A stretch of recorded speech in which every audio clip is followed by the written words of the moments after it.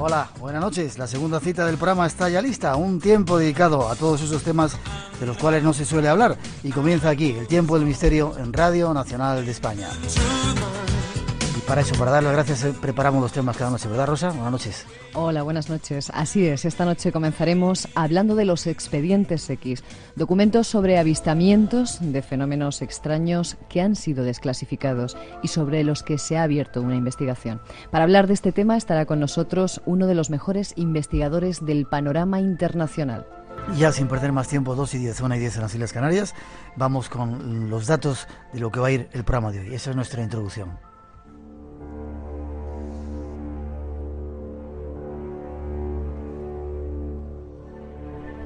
España desclasificó entre 1992 y 1997 un total de 75 expedientes sobre avistamientos de fenómenos extraños, registrados desde 1962. 1.900 páginas que recogen un total de 97 sucesos distintos. Según confirmaron fuentes militares a Europa Press, una vez desclasificados por el Ejército del Aire, estos expedientes fueron trasladados para su consulta a la biblioteca del Cuartel General del Ejército del Aire y en la actualidad se encuentran en el Archivo Histórico del Ejército del Aire, en Villaviciosa de Odón, Madrid.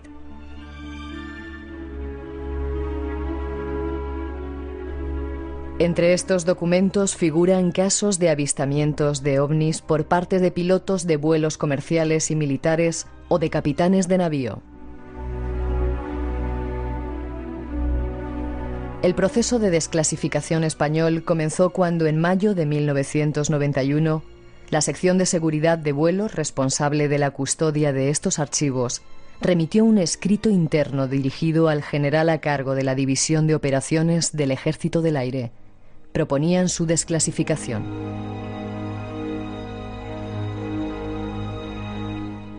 Ya el 14 de marzo de 1992, la Junta de Jefes de Estado Mayor acordó rebajar su nivel de clasificación y dejar la decisión de desclasificar o no en manos del jefe del Estado Mayor del Aire.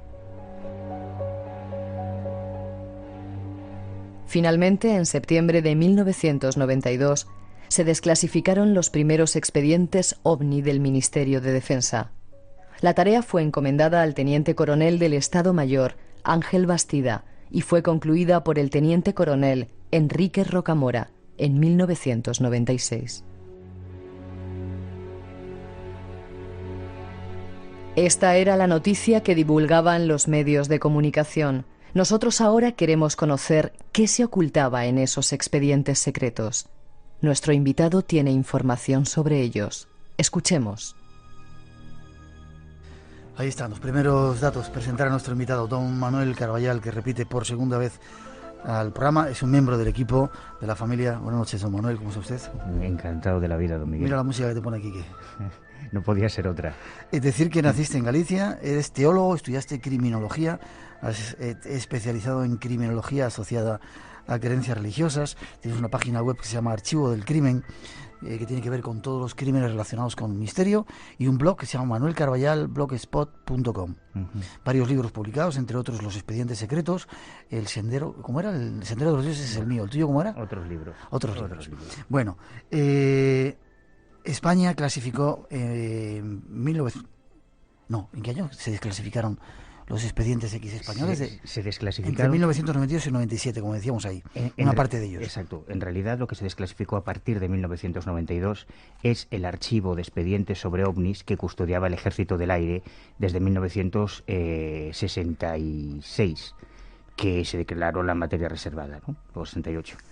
Existen otros muchos expedientes que no tienen que ver con ovnis, pero sí con otras cosas. Existen otros muchos expedientes sobre ovnis que están en poder de la Guardia Civil, de los servicios de inteligencia, en fin, hay mucho más. Hoy vamos a hablar de quizá uno de los primeros expedientes X. Vamos a hablar de ovnis, de casos fundamentales en la historia de este país y descubrir algunas cosas que seguramente nuestros oyentes no conocen. Pero un caso que a mí me llamó mucho la atención, que fue uno de los primeros expedientes X españoles, es el caso del hombre lobo español.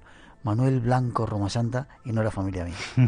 ¿Cómo fue ese caso, Manuel, para empezar un poco a entrar en el tema? Pues yo creo que es uno de los casos más fascinantes de la historia criminal española, porque estamos hablando de un serial, de un asesino en serie, de libro, de lo que dentro del mundo de la criminología se definiría como un asesino organizado, no como un psicótico, sino como un psicópata de manual, un asesino reincidente que fue procesado y condenado en 1852, fue capturado en el 52, condenado en el 53, con una historia, la verdad es que merece la pena extenderse un poco porque es una historia fascinante, y que fue condenado por la muerte de 9 personas. Se considera asesino en serio cuando son más de 3 crímenes de víctimas no relacionadas entre ellas, pero él era confeso de 13 asesinatos como mínimo.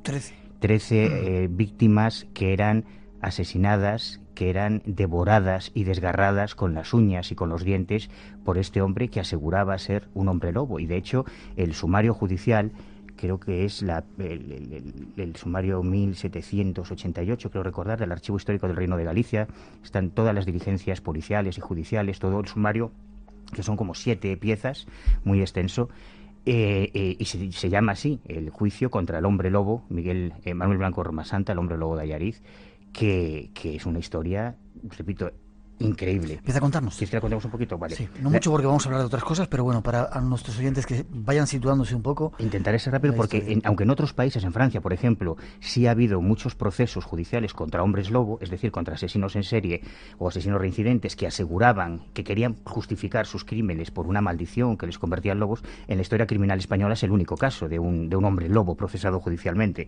Y la historia empieza hacia 1846, cuando este hombre, Manuel Blanco Romasanta, que era buhonero, era vendedor ambulante, se dedicaba a vender cosas por toda España, en la aldea de Rebordechao, que es una aldea muy cerquita de Allariz, en la provincia de Orense, él le plantea a una viuda, fue su primera víctima, Manuela García, le plantea que él, como tenía conocidos por toda España, podía encontrarle un trabajo muy cómodo en Santander, en la casa de un cura, de asistenta y demás, y esa es la primera mujer que sale de Galicia conducida por este buhonero, por este vendedor ambulante, en teoría hacia Santander, y de la que nunca más se vuelve a saber nada en el pueblo.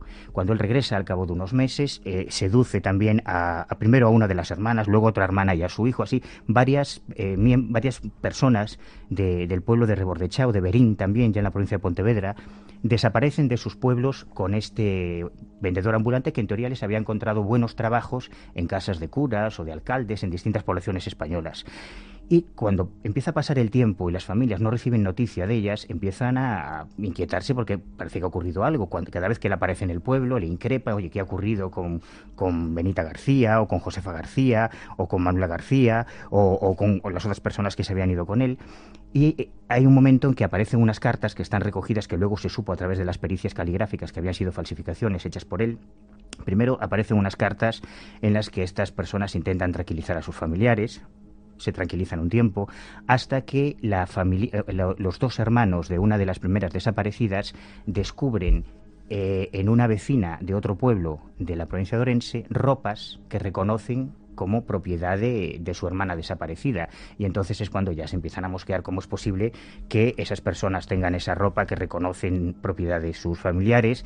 Estas personas dicen que se las vendió el buhonero y empieza la búsqueda, la caza y captura de este personaje, que es detenido en verano de 1852 por un capricho del destino, porque en Toledo varios jornaleros gallegos que iban a trabajar a la siembra en Toledo lo reconocen de repente un día pasando, lo denuncian a la Guardia Civil, es detenido, es trasladado a Berín y primero en el municipio de Berín hace su primera confesión.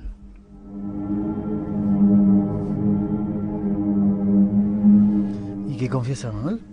Pues confiesa que efectivamente él ha asesinado y ha devorado a esas mujeres y niñas que se habían ido del pueblo con él. Te leo aquí un párrafo de su declaración ante la Guardia Civil y ante el juez del caso. Él dice: yo llegué a mantener la forma de lobo hasta 8 días seguidos, aunque normalmente no pasaba de 2 o 4. Antonio, otro supuesto hombre lobo, llegó a mantener la forma de lobo durante 10 días, y Genaro, otro supuesto licántropo que hacía con él estas cosas, llegó a tenerlo hasta 4 o 5 días. Con ellos maté y comí a varias personas, aunque algunas de ellas, como Josefa y Benita y a sus hijas, lo hice yo solo, sin compañía de otros. Él estaba convencido que se convertía en lobo. Él pretendía que durante 13 años había sufrido una maldición un meigallo, un mal de ojo que le había echado su padre y que le hacía en ciertos momentos determinados perder la forma humana y convertirse en lobo y cometer los crímenes. Hasta ese momento solo tenemos la desaparición de unas vecinas de varios pueblos de Galicia, la confesión de este personaje, pero no hay pruebas materiales. Y claro, su abogado en aquel momento pues lo que pretende es que se le exima de toda responsabilidad penal porque no hay ninguna prueba. Entonces ocurre que él decide acompañar al juez, a los letrados, a los peritos, a la Guardia Civil, a varios montes de la Sierra de San Mamés, todo esto muy resumido porque la historia es un poco más larga, en los que se encuentran efectivamente restos humanos. Hay una autopsia, digamos, entre comillas, una pericia de algunos de esos restos que lleva a la conclusión a los expertos de que pertenecen a las personas que habían desaparecido. Y lo más inquietante, claro, en ese momento cuando ya aparecen los restos humanos ya está perdido desde el punto de vista, ya hay unos asesinatos, ya hay pruebas físicas. Lo curioso es que parece ser que algunos de aquellos, el cráneo, por ejemplo, una de las desaparecidas tenía unas incisiones, un tipo de desgarramientos en el hueso que recordaban mucho a los que habría producido una alimaña, un lobo, ¿no? Y entonces, claro, evidentemente, el abogado se aferra a eso para decir, bueno, los hombres lobo no existen, no puede ser que mi defendido sea lobo. Hay toda una investigación, el juicio se convierte en primera página de todos los periódicos de la época. En verano de 1853 a él se le condena a garrote vil, hay una primera sentencia a la pena capital, y entonces aparece un personaje desde Argelia que escribe a la reina de España, Isabel II, diciendo que estamos hablando de 1853, cuando están haciendo en Francia el mesmerismo, Mesmer descubre el magnetismo animal, los primeros pasos de la hipnosis, y hay una carta que está recogida de un tal Mr. Phillips, que está recogida en el sumario judicial de este caso, en el que él escribe, este médico experto en electromagnetismo, le llamaba él, escribe a la reina de España, se había enterado por la prensa de la historia del hombre lobo, y él asegura que existe la posibilidad a través de esta nueva ciencia que es el hipnotismo de demostrar que cualquier persona normal en un momento determinado puede creer que se convierte en lobo, puede desarrollar una monomanía, le llama él, irracional, que le obligaría a comportarse como un animal, como una bestia, sin que eso implique causa criminal. Y lo cierto es que consigue que se le conmute la pena. Hay una segunda sentencia, unos meses después, en que se le condena a cadena perpetua. El último rastro, yo me rastré todos los archivos de Berín y de Orense, ingresa en la prisión de Berín y desaparece. No existe ningún certificado de muerte, no consta que hubiese muerto en la cárcel, no consta que se hubiese fugado, no existe en Rebordechao, ni en Ayarit, ni en Berín ninguna tumba que lleva su nombre, y el hombre lobo desapareció de una forma absolutamente misteriosa de la historia. ¿Será, Manuel, que realmente existen los hombres lobo? Pues eso le dicen a las abuelas a algunos niños de Orense cuando no se comen toda la sopa. Cuando se escuchan todavía los aullidos de los últimos lobos en los bosques gallegos, todavía le dicen, cómete la sopa, que si no Manuel Blanco puede venir a por ti. Y cada día hay más lobos. Pero es un caso muy interesante, es una de las historias más sorprendentes y quizá nuestro primer asesino en serie de la historia criminal española. Es un expediente X. Hay otros más que queremos esta noche tratar. Recordar que tenemos en marcha nuestro concurso 900-137-137 es nuestro teléfono gratuito, y en internet espacioenblanco@rtve.es por si queréis mandarnos un email. Ahí vamos con más informaciones esta noche aquí en Radio Nacional de España. Un día, una verdad. Trataremos de averiguarla esta noche. Mucha gente que se ha incorporado al mundo del misterio hace poco tiempo no conoce el caso Humo, que fue algo que arrasó en toda la prensa, no solamente en España, sino en otro montón de lugares. Me gustaría dar a desvelar esta noche unos cuantos datos de ello para prepararnos de la historia futura de los ovnis que se está empezando a escribir ahora, porque están pasando muchas cosas y parece que el tema de los ovnis vuelve a estar de moda.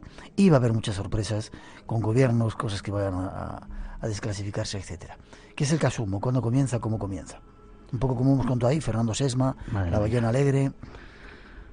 Bueno, es muy difícil resumir una historia tan sangrante. Yo creo que Humo ha sido uno de los episodios más crueles, más terribles para los ufólogos, para los investigadores, para los amantes de los ovnis en España y en el resto del mundo, que ha trascendido totalmente las fronteras.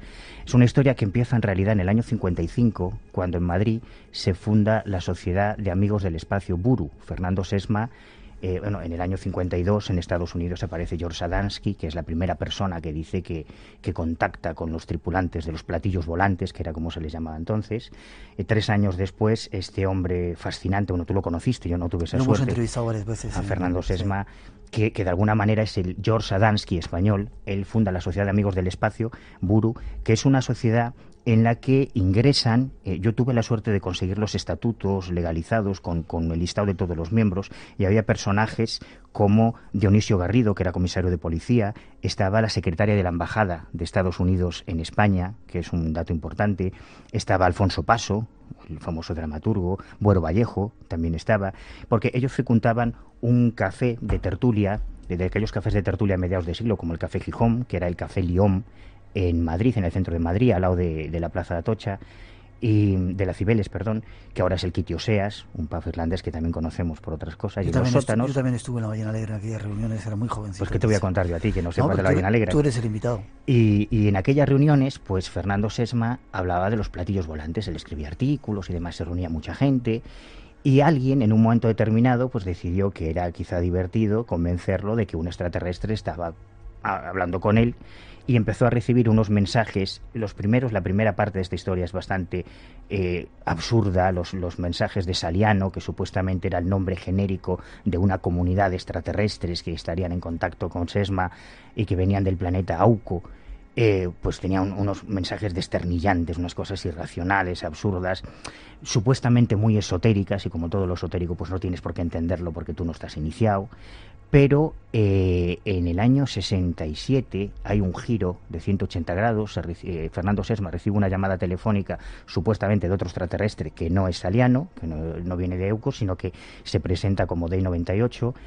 Habla con una voz gangosa, muy característica, muy lenta. Podríamos haberla traído porque alguna vez sería interesante. Lo emitiremos, esa voz de ese supuesto extraterrestre. Y explica que él es un astronauta que pertenece a una expedición que llegó a la Tierra en 1952, o 50, perdón, que aterrizaron, lo que ellos cuentan muy rápidamente, ese autodenominado extraterrestre que habla con Sesma, utilizando además una terminología científica que contrasta totalmente con la historia esotérica y mística de Auco, de Saliano. Pues él dice que en el año 38 y esto realmente ocurrió, un barco noruego hizo unas pruebas de radio, y que una de esas señales de radio habría rebasado la atmósfera terrestre, había tardado una serie de años en llegar a lo que nosotros llamamos la Wolf 424, que es una estrella que está cartografiada en nuestros mapas astronómicos, y que en esa estrella, que ellos llaman, que es donde estaría el planeta Humo, ¿no?, orbitando alrededor de esa estrella, que nosotros llamamos la Wolf 424. Una vez los científicos de ese planeta reciben y son capaces de desencriptar y de interpretar esa señal de radio, deciden enviar una expedición para conocer este nuevo planeta habitado, que es el primer planeta con vida inteligente que los sumitas habían descubierto. La historia es muy coherente, planteada así, y sobre todo aderezada con una cantidad de datos matemáticos, astronáuticos, de informes técnicos que a Sesma le fascinan, y ahí nace la historia de Humo. Sesma empieza a recibir los primeros grandes informes de Humo, son informes como el de la tecnología de las naves, que creo recordar que era de 40 y tantas páginas, los informes sobre las formas de vida en el universo, que era de 24 o 25 páginas, o sea, una serie de informes que él recibe por correo, que se le adelantan por llamadas telefónicas diciéndole: va usted a recibir dentro de unos días un informe sobre la materia científica que usted quiera. Usted diga qué materia. Bueno, pues quiero un informe sobre física en el espacio, y se recibían esos informes. Claro, eso convence bastante a Sesma de que está en contacto con alguien real, sobre todo por toda la historia que hay detrás, y en la Ballena Alegre derivan aquellas reuniones tan pintorescas en torno a Saliano, se centran ya en los mensajes que llegaban por vía epistolar de los sumitas con esos contenidos científicos y técnicos.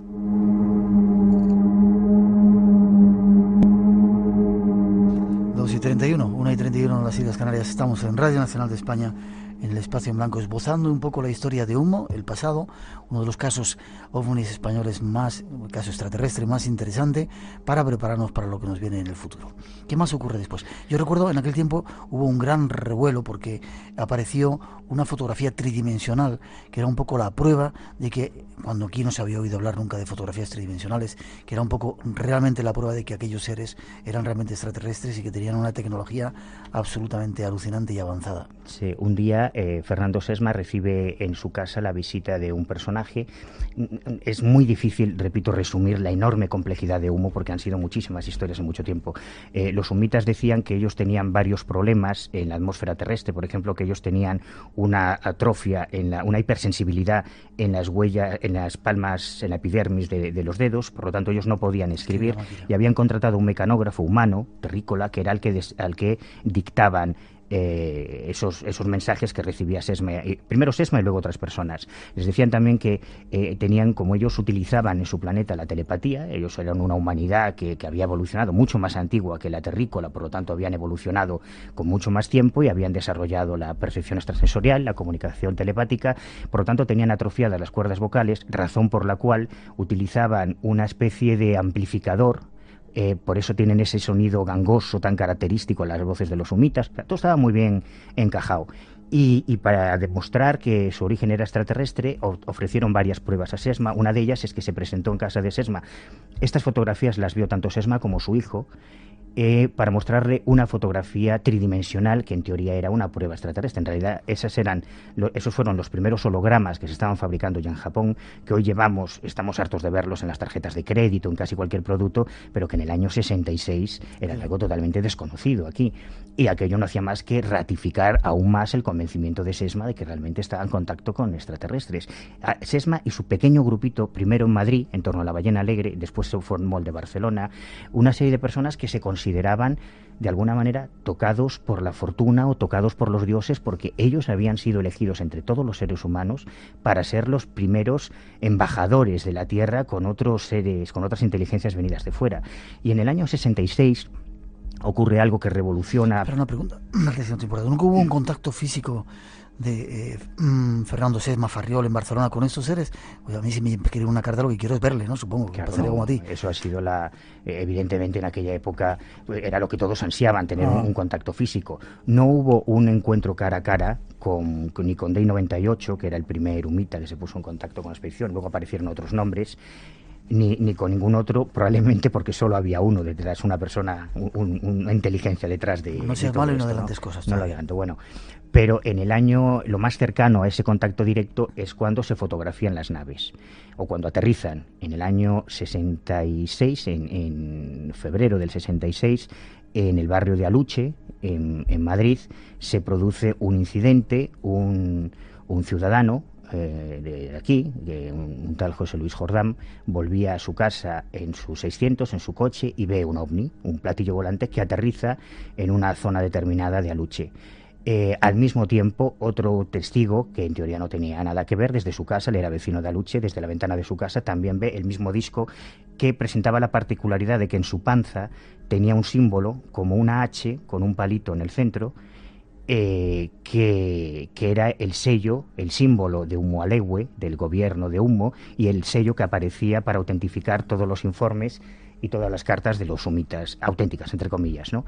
Claro, imagínate, para los seguidores de Sesma, que varias personas hubiesen visto un platillo volante con el símbolo del sello de Humo, justo cuando los humitas habían adelantado a sus seguidores que próximamente una de sus naves iba a llegar a la Tierra, que fue una revolución. Pero es que además en la lucha aparecieron las huellas del aterrizaje, apareció un pasto calcinado alrededor de las huellas, chamuscado, unas huellas rectangulares con una aspa en el centro, huellas que vieron y que fotografiaron muchas personas y que además fueron publicadas en la prensa madrileña de la época. Y un año, esto ya convenció todavía a los pocos escépticos que pudiesen quedar en torno a Sesma de que el origen era real. Pero ya en verano de 1967 se produce el caso perfecto.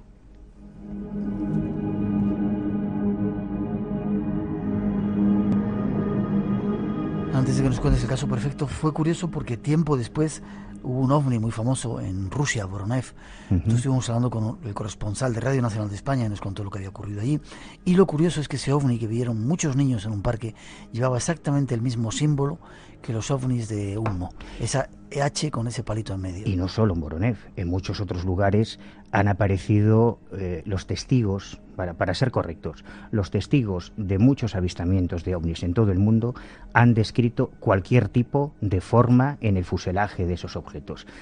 Si nosotros ahora quisiésemos recopilar casos de testigos que describen ovnis con un triángulo, o con un paralelepípedo, o con un rombo, o con 4 líneas paralelas, los vamos a encontrar, porque la casuística ovni es inmensa, son millones. Hace años se hablaba de 40 millones de casos en todo el mundo, imagínate. Pero además que el símbolo de humo se hizo extremadamente popular porque en los años 60 uno de los personajes que frecuentaba la Ballena Alegre era un sacerdote jesuita de Mairena del Alcor, el párroco de Mairena del Alcor en Sevilla, Enrique López Guerrero, que llegó a tal convencimiento de que esto era cierto, que publicó un libro tremendo, enorme, muy voluminoso, de 500 o 600 páginas, que se llamaba Mirando a la lejanía del universo, en que él, como sacerdote católico jesuita en tiempos de Franco, afirmaba y confirmaba que había seres extraterrestres que venían del planeta Humo y demás. Aquel libro fue un escándalo. Imagínate que en los tiempos de Franco un sacerdote ratificase, diese fiabilidad a esta historia, pero es que Fernando Sesma publicó La lógica del visitante del espacio, publicó Humo, otro planeta habitado, como decíais en la introducción. Antonio Rivera luego publicó varios libros y se les fue de las manos. A los mismos humitas se les fue de las manos. Empezó primero a divulgarse la historia de Humo en los países de habla hispana, en América Latina, después empezaron a traducir los libros al inglés, al francés. Yo recuerdo contigo hace unos años en Bucarest, ¿te acuerdas? En Rumanía, en unos grandes almacenes, encontrar los libros sobre Humo escritos por autores rumanos, no traducciones de libros españoles, sino autores rumanos escribiendo libros sobre los humitas. O sea, aquello se fue de las manos y se hizo internacional. Por lo tanto, es lógico que en todo el mundo se viesen ovnis con el símbolo humita.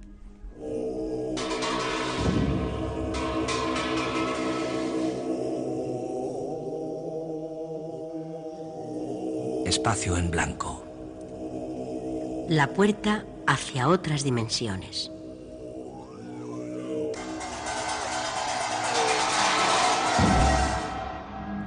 Esta noche abriéndose hacia el mundo de los extraterrestres, de los ovnis, aquí en Radio Nacional de España a las 2:39, 1:39 en las Islas Canarias. Recordamos que tenemos ese concurso en marcha. Hay 5 libros que esta noche estamos sorteando, Expedientes Secretos, de nuestro invitado Manuel Carballal, el teléfono 900-137-137 por si queréis participar, y además espacioenblanco@rtve.es. Seguimos, Manuel, si quieres, ya brevemente, porque están esperando ahí otro montón de expedientes. El caso perfecto, ¿qué ocurrió? Pues el 30 de mayo de 1967, Fernando Sesma, Alicia Araujo, que era la secretaria de la Embajada de Estados Unidos en España, Dionisio Garrido, que era comisario de policía de la policía de Franco, que no es moco de pavo, Enrique Villagrasa y otras personas, reciben una carta de los humitas en la que los humitas advierten que en unos días va a aterrizar en unas coordenadas determinadas, longitud, latitud y una hora aproximada, una de sus naves.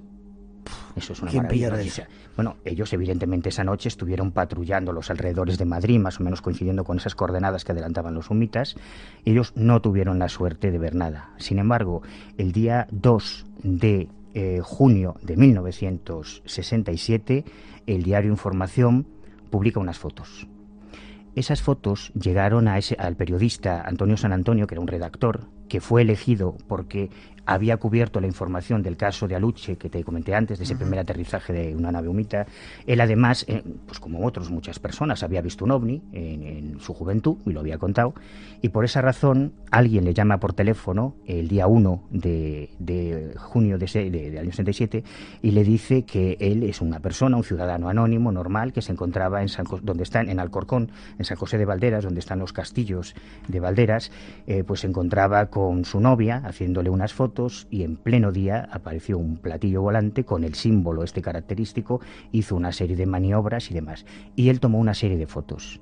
Entonces le dice, este personaje siempre fue anónimo, le dice que en un laboratorio fotográfico determinado del centro de Madrid le había dejado los negativos de esas fotos que le había tomado. Don San Antonio se dirige llegó a ofrecer hasta 50.000 pesetas de la época por una entrevista, pero esta persona, evidentemente el dinero no era su móvil, nunca quiso aparecer. Antonio San Antonio se va a ese laboratorio fotográfico y recoge 5 negativos recortados. Esto es un detalle fundamental, porque tú y yo lo hemos reproducido después. 5 negativos recortados, no continuados, no era la foto 2, 3, 4 y 5, sino la 2, la 6, la 8, en los que aparece un platillo volante a plena luz del día, totalmente definido, son unas fotos que han dado la vuelta al mundo. Perfecto y precioso. Sí. Precioso, sin ninguna persona, solo aparece el platillo. Curiosamente, este testigo describe que había mucha gente, que lo vieron miles de personas, que era un colegio en aquella época, varios de los castillos eran colegios, y aunque no aparecen un testigo, sí aparecen las fotos. Las fotos se publican, aquello es una conmoción. ¿Qué más queréis?, decía Fernando Sesma, si nos han dicho que van a venir, y aquí tenéis en la primera página del periódico las fotos. Aparece un segundo testimonio desde Barcelona, un tal Antonio Pardo, que se pone en contacto con Marius Lleguet, un ufólogo de la época ya desaparecido, en aquel momento muy conocido, y le dice que él se encontraba, que le llama desde Madrid, que él se encontraba ese día también en San José de Valderas y que tomó una segunda serie de fotos. Hay 2 series de fotos del ovni de San José de Valderas y aparecen además unas láminas en los alrededores donde supuestamente aterrizó en San José de Valderas ese ovniumita, unas láminas de un metal extraño, una especie de plástico, una aleación que aquí no se conocía mucho, que aparentemente era un material extraño, con el símbolo de humo sobreimpresionado sobre esas láminas de plástico. Bueno, hay una serie de pruebas y de evidencias que lo convierten para muchos en el caso perfecto, y así ha pasado a la historia, como el mejor caso de ovnis de la historia.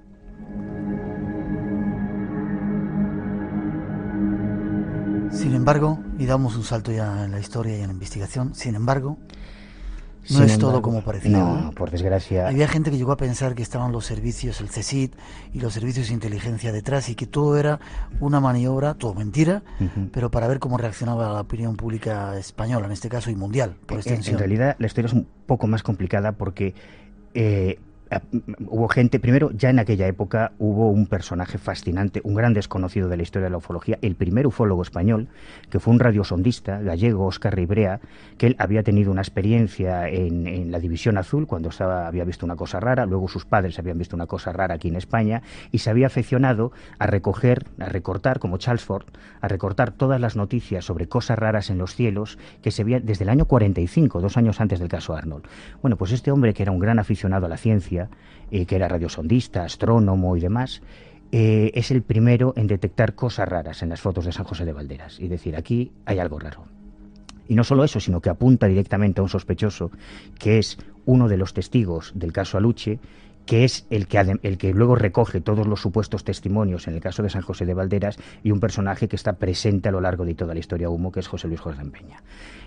En Francia, en Estados Unidos, en varios países se empezó a especular con la posibilidad de que detrás de humo un autor francés llegó a la conclusión de que podían estar los servicios secretos soviéticos, el KGB, que intentaba, en base a varias informaciones que se han desclasificado del KGB tras la caída del muro de Berlín, los rusos hicieron muchas cosas relacionadas con la inteligencia social, con la guerra psicológica, con utilizar las creencias como un instrumento de control, y llegó a la conclusión de que podían estar los rusos, sobre todo por la descripción que hacían los sumitas de su mundo, con un socialismo utópico muy extraño.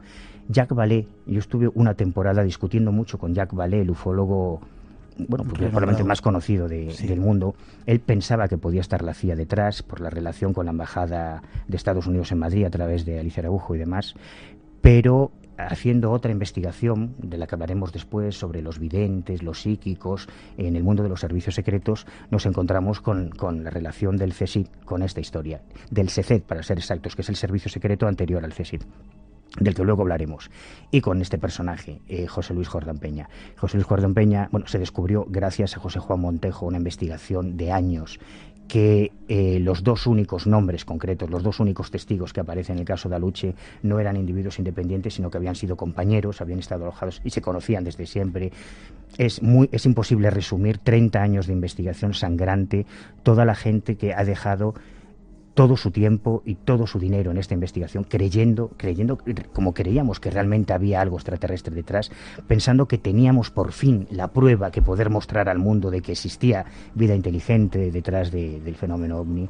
Y resumiendo mucho, se forzó a José Luis Jordán Peña que en el año 93 reconociese que él había sido el autor de toda esta historia, describiéndonos. Yo en su día, digamos que presioné mucho a Jordán Peña para que hiciese una confesión detallada. A mí me redactó 50 y tantas páginas detallando esa confesión, cómo había hecho las fotografías, cómo había hecho las láminas con un material plástico que le había cedido un funcionario de la NASA, un ingeniero de la NASA en España, dándome el troquel con el símbolo de humo que había utilizado para sobreimpresionar ese símbolo en esas láminas que aparecieron en San José de Valderas. Es decir, que todo había sido un descomunal fraude, por desgracia, como tantas otras veces. Manoli, ¿por qué toda esta historia, brevemente antes de pasar? Esto era el pasado, vamos a entrar enseguida en el futuro, pero ¿por qué toda esta historia? ¿Por qué se montó todo eso? ¿Había servicios secretos detrás para ver cómo íbamos creyéndonos la historia, cómo íbamos evolucionando, cómo íbamos reaccionando? Por lo que yo sé, por lo que yo puedo averiguar... Aunque hay gente que mata todavía diciendo que esta historia de humo es una historia real. Lo sé. Cuando Fernando Sesma murió, él ya estaba convencido de que le habían engañado durante toda su vida.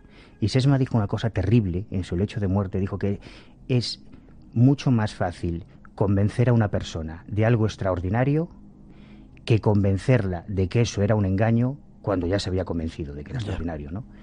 Y murió muy desencantado y muy frustrado porque toda su vida la había dedicado a un engaño, ¿no? a un embuste. ¿Por qué?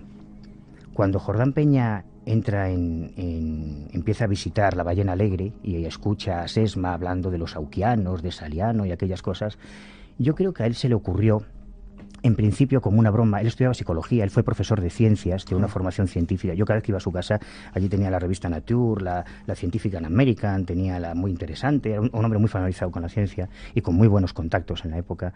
Yo creo que empezó como una broma. Creo que empezó como una broma inocente, hasta que se dio cuenta de que podía controlar a muchas personas a través de esos mensajes anónimos. Con el paso de los años nos descubrimos a varias colaboradoras de Jordán Peña, personas que eran las que entregaban las cartas que él les daba, que él redactaba y que las colocaban en el buzón de los que iban a recibir esos mensajes, o personas que viajaban fuera de España y que enviaban esas cartas que les entregaba Jordán Peña desde fuera de España, y que es muy incómodo hablar de esto, y que habían sido incluso, o es la acusación que ellas hacen, manipuladas sexualmente en base a su creencia en todo esto, ¿no? Él encontró en un momento determinado poder a través de esta historia. Luego consiguió dinero. Hay un momento, por ejemplo, en que los humitas invitan a Dionisio Garrido, a Enrique Villagrasa, a varias personas pudientes, después a Farriols, a que desarrollen unas patentes que les entregan los humitas, pero sugiriendo que el único que puede hacerlo es Jordán Peña y recibe una remuneración económica. Hay muchos intereses. Y en un momento determinado aparecen los servicios secretos, tenían que aparecer, cuando se encuentran, date cuenta, para un servicio secreto, tener en un local reunidos a comisarios de policía, a la secretaria de la Embajada Americana, que están siguiendo obedientemente las indicaciones que llegan en unas cartas anónimas. Que hay episodios como cuando la crisis de los misiles en Cuba, que les dicen que van a tener que irse a un refugio nuclear, que tienen que decidir solo una persona para salvarse en ese refugio que les ofrecen los humitas de un aparente cataclismo internacional que iba a ocurrir cuando la crisis de los misiles. Es decir, había un control tan enorme que los servicios secretos, primero el SECET, luego el CSIC y otros servicios, se dieron cuenta de que era una cosa muy interesante. El encriptado a través de un lenguaje humita, hay todo un lenguaje, incluso un diccionario humita que se inventó Jordán Peña, el encriptado de aquellos... podía ser utilizado para transmitir mensajes. Había muchos intereses, pero yo creo que los servicios secretos vinieron después. Bueno, esto es el pasado, como decíamos, un poco aclarado. Vamos al futuro. Parece ser que los nuevos presidentes que están siendo elegidos, dígase Sarkozy o Obama, están muy interesados por el tema de los ovnis y están rescatando, parece ser, esa información que hay ahí, ¿verdad? Claro, aquí esto también, supongo que el que nos escuche dirá, bueno, ya se han vuelto locos, ¿cómo le va a interesar a un presidente esto de los ovnis? Primero, tendríamos que aclarar que los ovnis es algo mucho más rico que el mito extraterrestre o que la hipótesis extraterrestre. Hay muchas cosas detrás de los ovnis. De hecho, yo que llevo toda la vida metido en este tema, yo creo que he aprendido más sobre el papel de los militares y los ovnis en el último año y medio que en toda mi vida, porque en el último año y medio una fuente que estuvo muy cerca de la desclasificación española, nos ha empezado a facilitar documentos, informes que nunca habían salido del control militar. Los militares que hicieron la desclasificación a partir del año 92 son militares, unos como el general Bastida, pues que ya se han muerto, que en el momento en que se hace la desclasificación pertenecían al servicio de inteligencia del Ejército del Aire y que luego llegaron a otros destinos, o se fueron a Bosnia, se fueron a otros lugares. Algunos, incluso se creó un grupo dentro de, que eso es algo que no sabíamos, yo no lo sabía hasta hace muy poco, que dentro del círculo de militares que estaba en la base aérea de Torrejón de Ardoz, que era una base conjunta para americanos y españoles, algunos militares empezaron, al ver los informes originales, no lo que ha llegado a nosotros, sino los informes originales sin censurar, empezaron a sentir curiosidad y se creó un grupo que hacía un revisionismo paralelo, que no están de acuerdo con las explicaciones que se ha dado a muchos de los informes y que tienen, digamos, que una opinión diferente de lo que se ha dado a conocer a la opinión pública, ¿no? Y hace unos meses esta fuente nos advirtió que este año se habían producido varias reuniones en París entre militares e investigadores a principios de año. Es una fuente secreta, ¿no? No se puede decir. Evidentemente, Ajá. porque queremos que siga facilitándonos información. Ajá. Pues a mí cuando me contó esto, la verdad es que me sonaba muy a película de espías, ¿no? Pero nos lo acaban de confirmar otras fuentes, que han existido una serie de reuniones en París para organizar la desclasificación de informes sobre ovnis en distintos países europeos. Siguiendo el modelo español, distintos países europeos, Suecia, Francia, ahora Inglaterra, han comenzado a desclasificar información. Y hace unos días nos llamaba un compañero de Barcelona que teóricamente había tenido acceso a un informe que se habría presentado a Sarkozy con las últimas. No conocemos lo que incluye ese informe, pero esta persona nos decía que las revelaciones eran verdaderamente sorprendentes y espectaculares, y mucho más allá de las explicaciones tecnológicas o militares que sabemos que tienen muchos casos. McCain también parecía el que quería postular para la Casa Blanca, era un interesado en los ovnis, y parece ser que Obama también es un tipo muy espiritualista y que le interesa mucho el asunto. Para mucha gente puede que el panorama de los ovnis esté a punto, de toda esa información secreta, por extensión de los extraterrestres, esté a punto de cambiar a partir de ahora con esta elección de Obama. ¿Qué crees? Yo creo que nos queda mucho. Yo pensaba que lo sabíamos todo ya, como pasa a veces, pero con las informaciones que nos envía esta fuente, por un lado te obligan a replantearte cosas que tenías ya como seguras. Había una versión oficial, pero se han liberado una serie de informes en España, pero hay carpetas y carpetas de documentos, de memorandos. No sabíamos, por ejemplo, que existían informes sobre los investigadores. Se había hecho un seguimiento sobre un who is who en la ufología española. Desde hace muchos años, cualquier persona que preguntaba sobre el tema OVNI, digamos que era fichada, ¿no?, en España. No conocíamos, por ejemplo, el papel del rey de España, el rey don Juan Carlos. Sabíamos que la reina de España, doña Sofía, fue la única civil que tuvo acceso a los informes sobre OVNIs, porque es una gran curiosa, amiga de JJ Benítez, muy interesada en la arqueología, en el pasado y en los ovnis, pero no sabíamos que el rey, por ejemplo, había apoyado a raíz de una carta que le envió el CEI al Ejército del Aire para animarles en la desclasificación. No conocíamos, por ejemplo, la implicación del CSIC en la desclasificación. No sabíamos que cuando Ángel Bastida fue a la Universidad Complutense, el curso del verano que organizó JJ Benítez en el año 92 para presentar oficialmente a la opinión pública la desclasificación, no sabíamos que había sido Manglano el que le había, digamos, sugerido al Ejército del Aire esa representación oficial. O sea, hay muchas cosas que todavía no sabemos y que estamos aprendiendo en los últimos meses. En 30 segundos, porque tenemos que dar ya paso enseguida a los servicios informativos, a los compañeros que están por aquí. Cuando se han entregado esos expedientes que han desclasificado y tenemos la información contrastada de lo que ha ocurrido, nos han ocultado mucho en esos expedientes, es decir, han tachado mucho los militares, tanto los de España como del resto de los países, ocultando la información. Nos han ocultado mucho y nos seguirán ocultando mucho porque ese es su deber.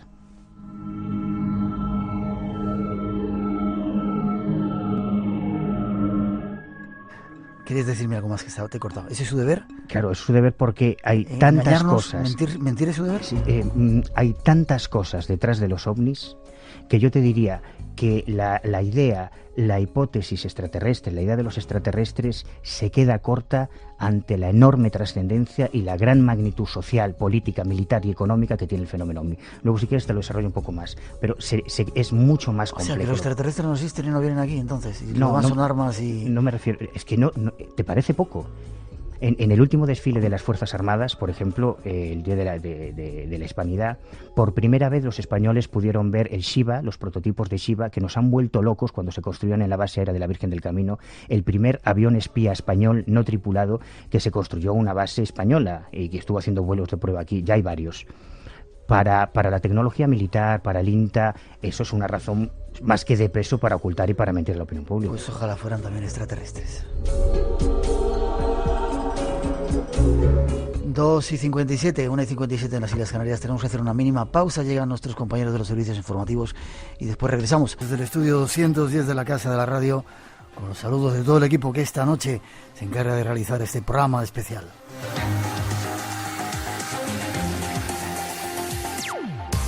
En la parte técnica Mickey León, Natalia Sotillos en la realización y coordinación, Rosa Rodríguez en la locución y producción y Miguel Blanco que os habla. Un placer para todos nosotros compartir este tiempo que tenemos hasta las 4, las 3 en las Islas Canarias.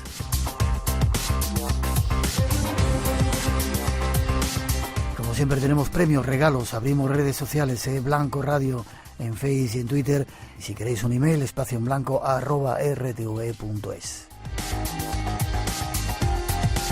Son los canales de comunicación esta noche, con los saludos a todos esos miles de personas que estéis ahí en multitud de lugares del planeta.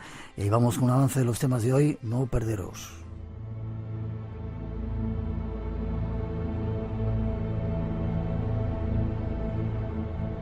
Hoy os presentamos un programa muy viajero. Para comenzar, recorreremos el mundo tras la huella de aventureros, científicos que con sus descubrimientos cambiaron nuestro mundo.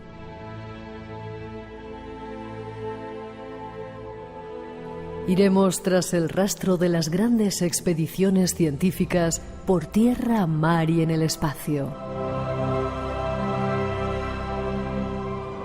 Será apasionante lo que iremos descubriendo.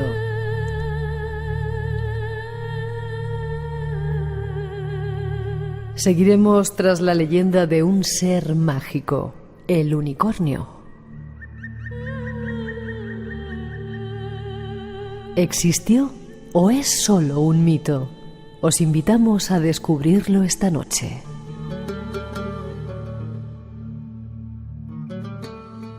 Y además nos adentraremos en el mundo de las matemáticas para conocer algunos de sus enigmas.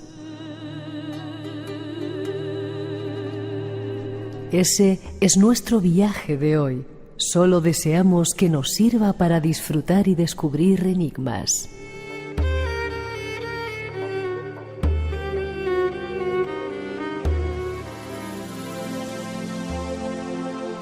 Leyendas de unicornios y de matemáticas, y ahora en este primer tiempo nos vamos de viaje. Hay unas cuantas expediciones que han servido para cambiar el mundo en este programa especial que deseamos que disfrutes con nosotros.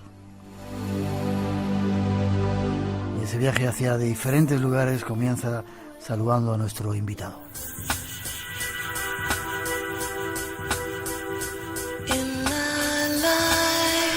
Ahí están nuestras intenciones de la noche y nos vamos ahora hasta Sevilla a recibir a nuestro primer invitado, con la gratitud a nuestros compañeros de Control Central y de Sevilla, un invitado de lujo, Enrique José Díaz León. Buenas noches, doctor. Muy buenas noches, Miguel. ¿Cómo estás? Muy bien, encantado de atender tu llamada y de estar en tu programa, lógicamente. Y yo de que estés con nosotros. Eres oyente del Espacio en Blanco, ¿no? Soy oyente de Espacio en Blanco. ¿Y qué haces en Canal Sur? ¿Trabajas, que eres compañero? Pues soy periodista en la emisora autonómica y bueno, doy un poquito rienda, ¿no?, a esta vocación por la divulgación de la ciencia, ¿no?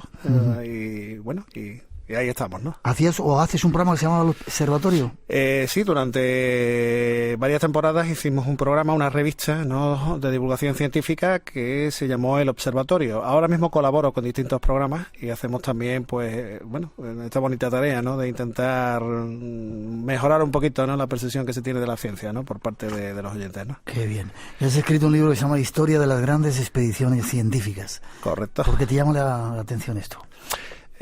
Bueno, yo me confieso un apasionado de la historia, ¿no? Y yo creo que había un éxodo entre la historia, la ciencia y algo también que siempre me ha llamado mucho la atención, que es la aventura, ¿no? Digamos que es la intersección, ¿no?, entre tres vectores, ¿no?, ciencia, historia y aventura, ¿no? Y se me ocurrió la idea de este libro, se lo propuse a la editorial Almuzara, que ya me había editado un libro anteriormente, y bueno, les pareció muy bien la idea y aquí estamos. Qué chulo. Anteriormente escribiste Las máquinas bélicas de Leonardo. Exactamente. Un libro que también pasó así un poco por mis manos. Algún día tendremos que hacer alguna cosa más sobre ello, ¿te parece? Cuando tú quieras. ¿Quieres que nos vayamos de viaje? Perfecto. Vale, tras esa, primero la gratitud por estar ahí, a la gente a meterse en esos líos de hacer una expedición, lugares ignotos, a pasarlo mal, a casi perder la vida. Yo creo que, Miguel, que tiene que ser algo similar a lo que ocurre con los científicos, aunque no sea en las grandes expediciones, sino en los tan traídos y llevados laboratorios, ¿no? Sí, un espíritu de aventura, yo creo que inconmensurable, ¿no? El afán por saber, el traspasar los límites, ¿no? Yo creo que es algo que subyace a la ciencia de siempre, ¿no? Cuánta gente ha arriesgado la vida sin necesidad de embarcarse en una nave transoceánica, ¿no? Cuántos han muerto en la hoguera, ¿no? Por ser capaces de poner en valor lo descubierto ante la doctrina imperante, ¿no? Yo creo que es una constante, ¿no? Sea en un gran viaje o sea en publicar, simple y llanamente, ¿no? Ya, pero ¿qué tipo de gente debía de ser? Porque ahora, por ejemplo, viajar a Bután, que sé yo, coges un avioncito, varios avioncitos y llegas. Antes llegar ahí era jugársela por todo, ¿eh? Cuando estudias, bueno, figuras tan estudiadas, ¿no? Como la figura de Colón, ¿no? O de Magallanes, aunque remató la jugada, la remató Elcano, ¿no? Nuestro Juan Sebastián Elcano, ¿no? Yo creo que tienen todos un nexo común, ¿no? Son gente aventurera, son gente con un afán de superación, yo creo que desmedido, ¿no? Quizá también ambición personal, ¿por qué no? El hecho de llegar donde nadie ha llegado, ¿no? Y ese afán también por el reconocimiento personal, ¿no? Que yo creo que subyacen a todos ellos, ¿no? En fin, son gente de hombres y mujeres, yo creo que de otra pasta, Miguel. Es mi opinión. ¿Cuándo comienzan las grandes exploraciones? Si es que hay un momento en la historia que ocurre, como el siglo XVIII, XIX decían. Yo, mira, en el prólogo, cuando estaba ideando el prólogo tras terminar capítulo a capítulo, lo que supone un libro, tú bien lo sabes, de documentación, de maquetación, cuando ya lo estás editando y se te ocurre, bueno, pues vamos a prologarlo, ¿no? Vamos a darle un poquito vamos a darle al lector una idea, ¿no? De lo que va a encontrar en el libro. Y lo primero que se me ocurrió hablar precisamente de eso, de un origen, y se me viene a la cabeza automáticamente, una película de Jean-Jacques Annaud, sí, que se llama En busca del fuego, ¿no? Ajá. Exactamente. Entonces yo creo que ese afán por el conocimiento, por el descubrimiento, yo creo que es connatural al ser humano, ¿no? Yo creo que no se puede poner una fecha. Quizá yo lo dato de forma inconsciente en la edad moderna, digamos, ¿no? A partir del siglo XVI, de nuestro gran siglo XVI, ¿no? Hasta la fecha actual, ¿no? Por concretar, realmente. Pero bueno, podría haber ido y te puedo confesar, ahora ya con el libro terminado y publicado, ¿no? Que estuve a punto de hablar del grupo de científicos que acompañaron a Alejandro Magno, o más recientemente, aunque sea también anterior a Cristóbal Colón, las expediciones de Marco Polo, que también tuvieron una base científica, ¿no? Pero no sé, se me ocurrió que era importante por lo que suponía, ¿no? De punto de inflexión, empezar con Colón y terminar en otro punto de inflexión para la ciencia, como ha sido, la carrera espacial y en concreto el programa Apolo, ¿no?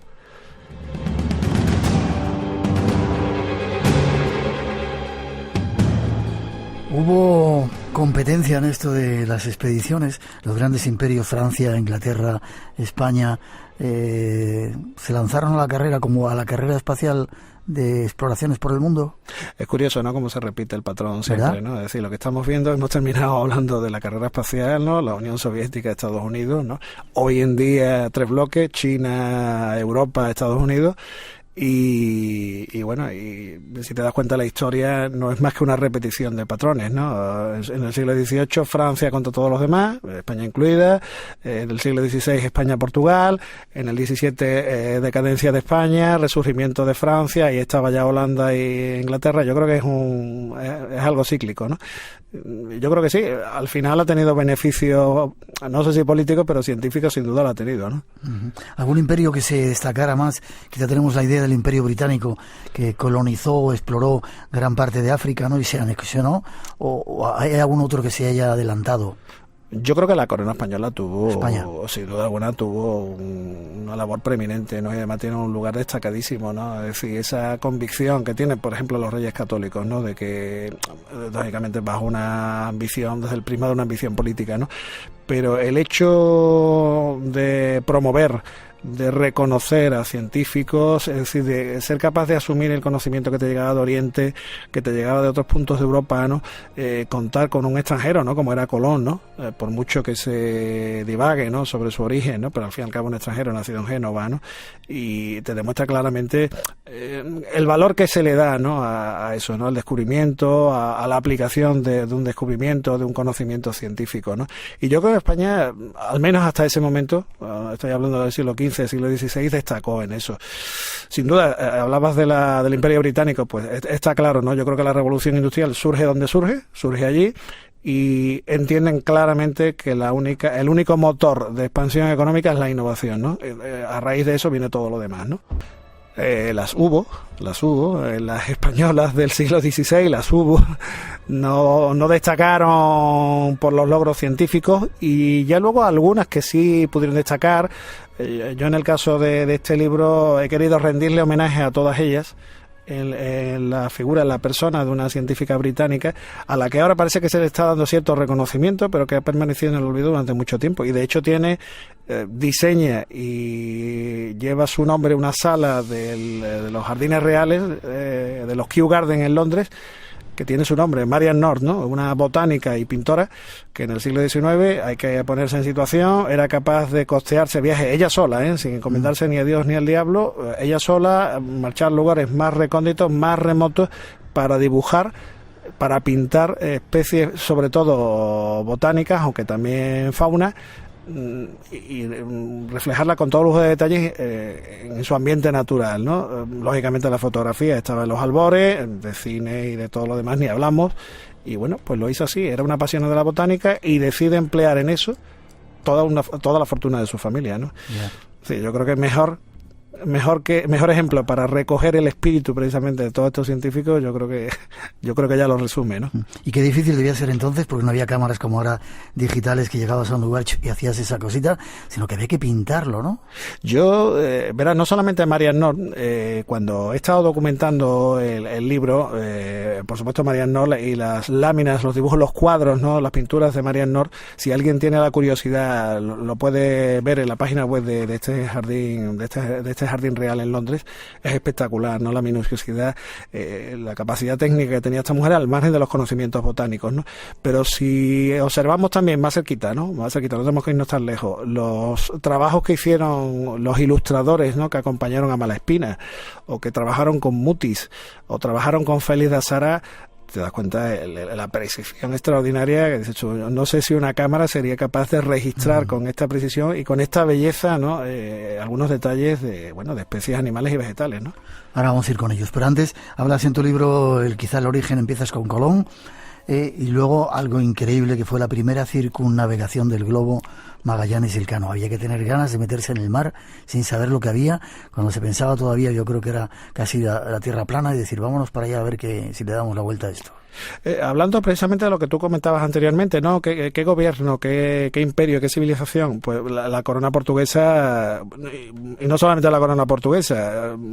Aquí creo que es de justicia, ¿no? Rendir tributo al infante Don Enrique, al célebre Don Enrique el Navegante, ¿no? Mecenas, ¿no? De tantísimos cartógrafos, ingenieros, científicos de todo tipo, empeñados en dotar a Portugal de un auténtico imperio, ¿no? Y basado en el conocimiento, sin duda alguna, ¿no? Y yo creo que es fundamental, ¿no? Resume de alguna manera todo ese espíritu, ¿no? Vamos ahora a dar un paso adelante con algunos españoles no muy conocidos, por lo menos por mi parte, que cambiaron un poco la historia. Tras esa introducción lo ofrecemos. ¿Estás a gusto ahí en Sevilla? Encantado, estoy encantado, Miguel. Vale, vámonos de viaje, seguimos. Espacio en Blanco, en Radio Nacional, con Miguel Blanco. Vayamos a conocer la historia de un descubridor español. 1816, Santa Fe de Bogotá. Una larga expedición científica de más de 30 años terminó abruptamente con la violenta reconquista de España al nuevo reino de Granada, colonia que se había independizado 6 años antes. Los tesoros científicos recolectados por esta expedición fueron guardados y enviados rápidamente a España. Este material se archivó durante muchos años en el Real Jardín Botánico de Madrid, al lado de otras expediciones naturales por América. Pero a diferencia de las otras expediciones, la del Nuevo Reino de Granada, hoy Colombia, aún no ha terminado. Varios de los hombres que la iniciaron desaparecieron violentamente y no pudieron culminarla.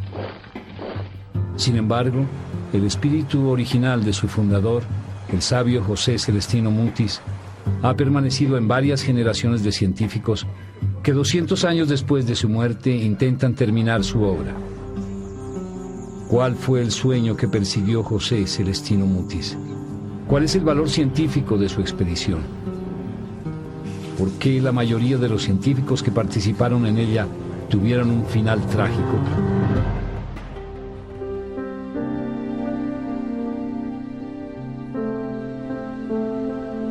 José Celestino Mutis, un científico español poco conocido y reconocido, llega ahora a nuestro tiempo.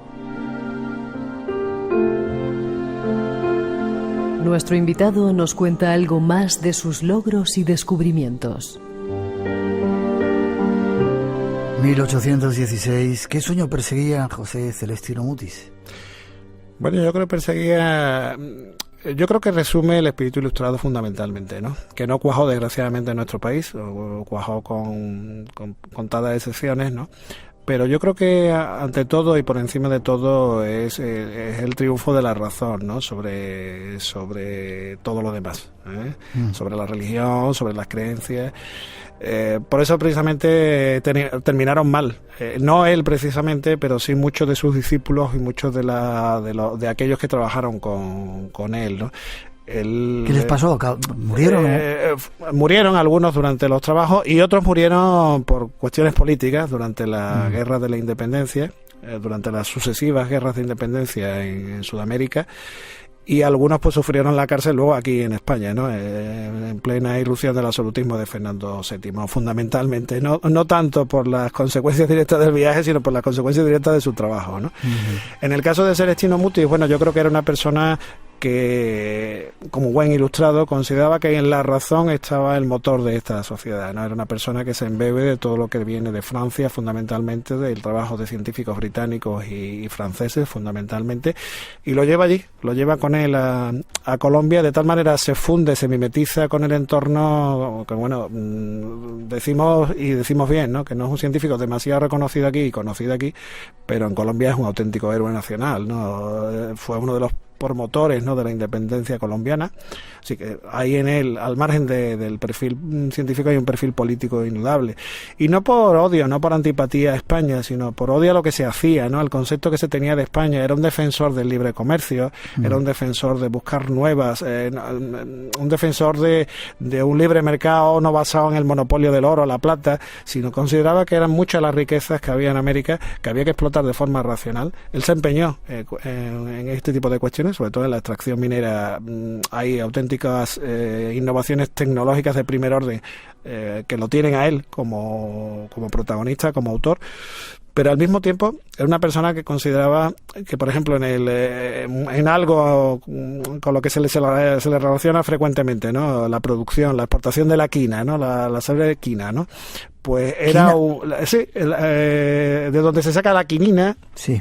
La quina que se emplea en el tratamiento de la malaria habitualmente, que además es uno de los elementos, ¿no?, que podemos encontrar en la tónica, en la tan habitual y tan popular tónica, ¿no?, que ya empleaban los británicos en aquella época. Y bueno, él pues descubre que también está presente en América, lógicamente. El clima tropical donde él se desenvuelve permite el crecimiento de especies autóctonas, pero especies de quina.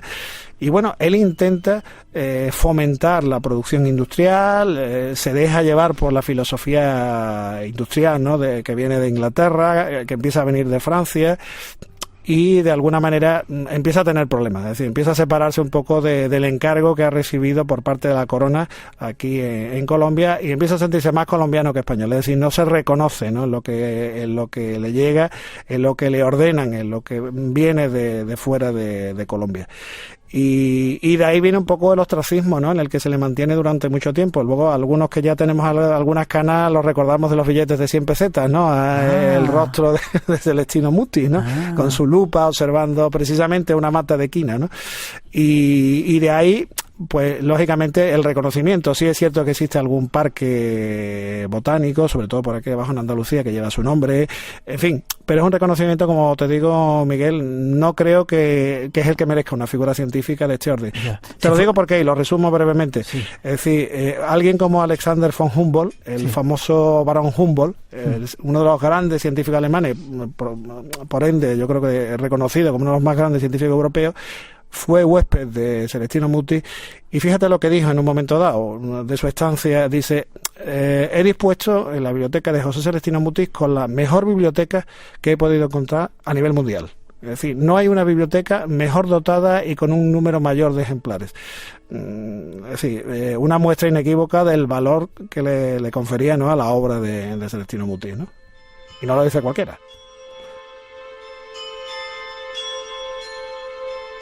Si hubiera sido británico o francés. Parte de su obra, por terminar casi con él, la dejaron en el Jardín Botánico, ¿no? De hecho, creo que la enseñan.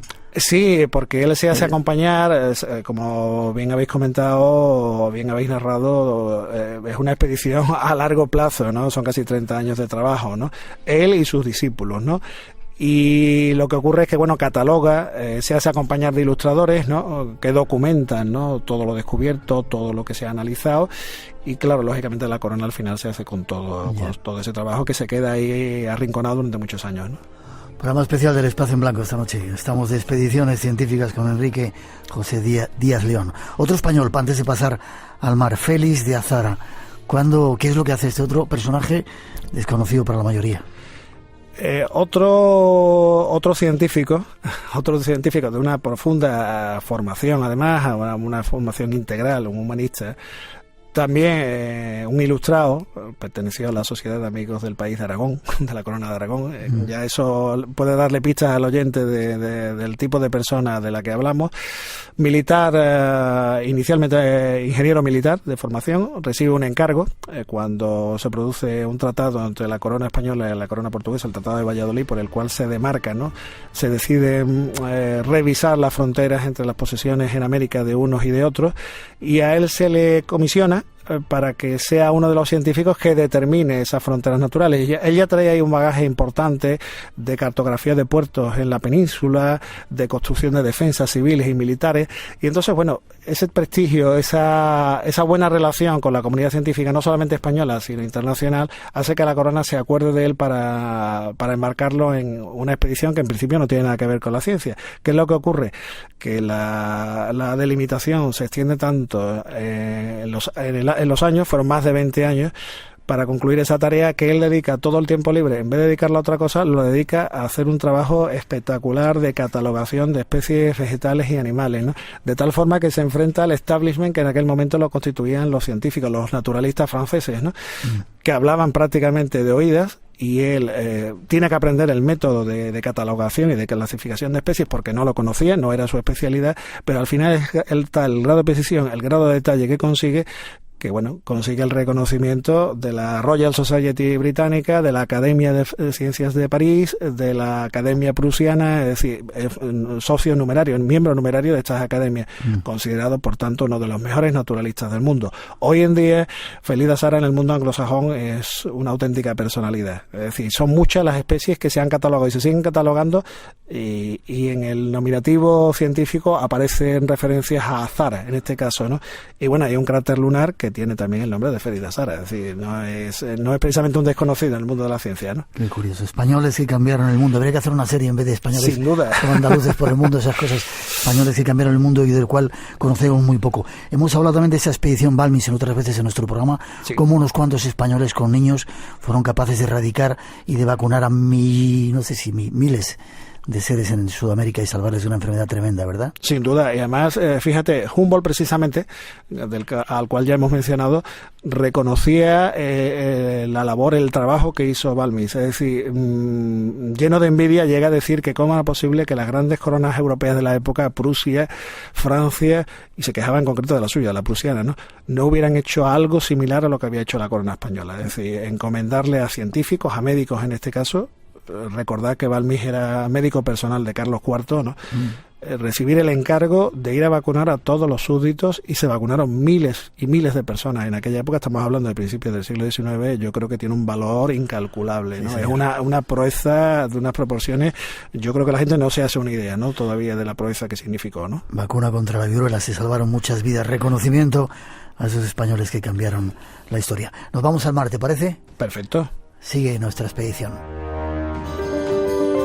Se calcula que desde que se comenzó Trump que visita 5 continentes, un programa realizado por el área de internacional de los servicios informativos de Radio Nacional de España, con Sandra Urdín. Queremos seguir analizando toda la información internacional con ustedes y contándoles las historias escondidas, y no tanto, de los 5 continentes. 5 continentes, de lunes a viernes a las 8:30 de la tarde, en 24 horas. Radio Nacional de España.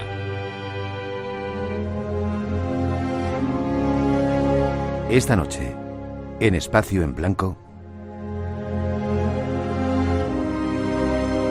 Existe la superstición de que desde entonces su fantasma aparece de vez en cuando para salvar las bibliotecas de algunos escritores. Tienen cierta afinidad, es como si fuera una especie de patrona de los libros y de las bibliotecas, y hay muchos escritores que le han dedicado poemas por haber salvado sus bibliotecas, en fin, y también se cuentan casos en los que no ha podido intervenir.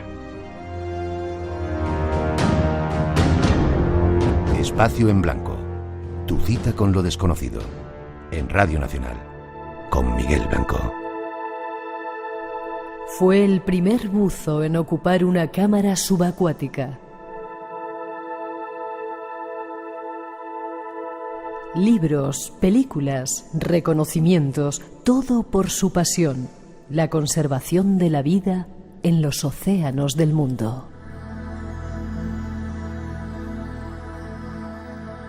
Así fue la vida de Jacques Cousteau, quien nos dejó hace algunos años. Pero su trabajo e investigación siguen vigentes. Lo llamaban el Capitán Nemo, tal vez porque demostró ser la viva expresión del personaje literario de Julio Verne.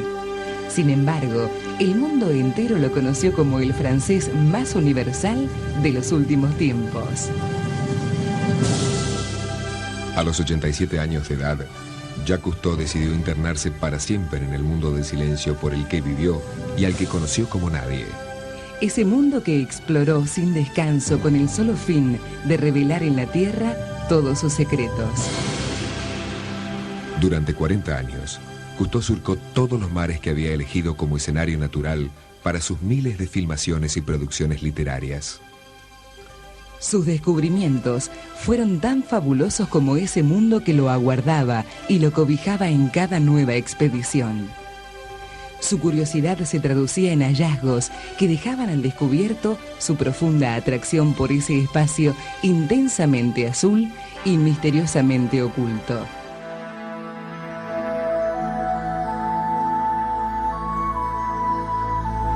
Jacques Cousteau y el Calipso, su nave principal, forman parte de la leyenda.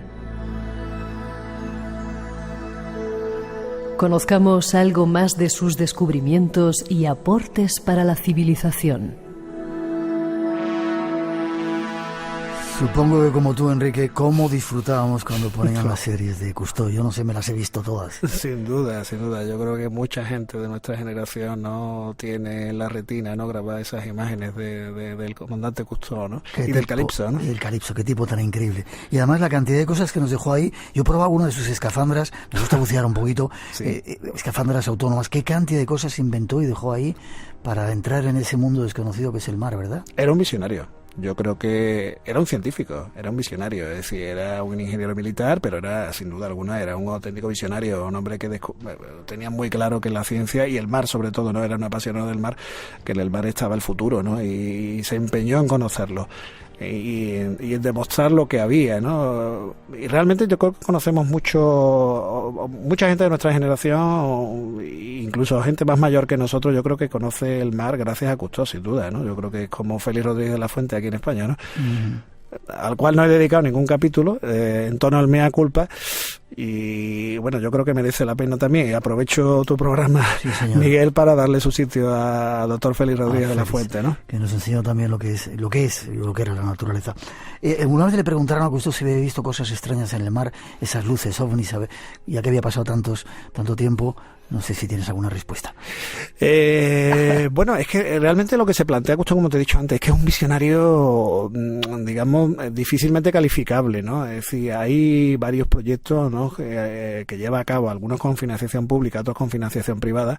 Tiene unas peleas continuas, sobre todo las petroleras, tú sabes que estaban empeñadas especialmente en la explotación marina, sobre todo en los años 60, 70, ¿no? Y confían dinero, unas cantidades ingentes de dinero en los proyectos de Cousteau, ¿no? Con el afán puro y duro de que efectivamente existan colonias submarinas permanentes y la explotación de los recursos marinos sea mucho más fácil, ¿no? Que es realmente lo que plantea Cousteau a estas empresas, ¿no? Cuando lo que plantean las empresas no es lo convenido con Cousteau es cuando se aparta, ¿no?